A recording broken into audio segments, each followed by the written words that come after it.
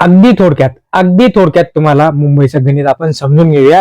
जो निकाल लागला आणि ज्या पद्धतीने सत्ता पालट झाली, त्या सत्ता पालट मागे असणारं कारण काय आहे, तर ते कारण आपण ते अगदी थोडक्यात जाणार आहोत.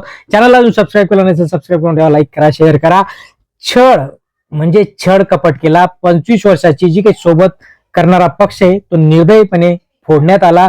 उद्धव ठाकरेंना अक्षरशः लुबाडलं गेलं. ईडी प्लस सीबीआय प्लस फैसला न देणारे न्यायालय, अमाप काळा पैसा, सरकारी पैशातनं योजनांची खैरात, धाकटपशा किंवा लोडा लाड कंबोज सारखे फंड मॅनेजर्स, निवडणूक आयोग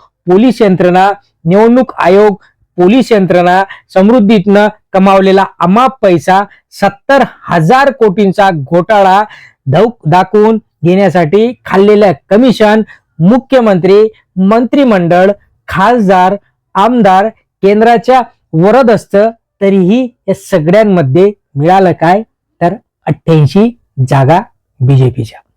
सर्व काही शिंदेंनी पळवलेलं प्लस पुन्हा उभारलेलं नवसंघटन, 3 ठाकरे प्लस मराठी माणूस आणि निष्ठावंत मावळे, तानाशाही विरुद्ध हेही नसे, जे काही धोडके आहेत ते अभिनंदन मानावं लागेल. ते म्हणजे उद्धव ठाकरे यांचं 71 जागा.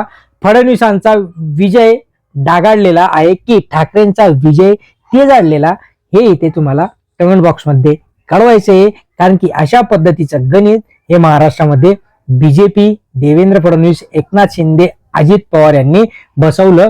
शेवटी काय झालं, तर जागा भलेही जास्त आल्या पण जिंकलं मन कुणी, तर उद्धव ठाकरे यांनी. उद्धव ठाकरे यांच्या ज्या काही जागा आहेत, आमदार पडवले, सगळं काही पडवलं, ते बीजेपीत गेले, त्यांच्या जोरानिशी ते निवडून आले. पण तरीही काही लोकांना पाडून नवनिर्वाचित नगरसेवक ते निवडून आले, ते म्हणजे उद्धव बाळासाहेब ठाकरे यांच्या गटाचे. चॅनलला सबस्क्राईब करा, लाईक करा.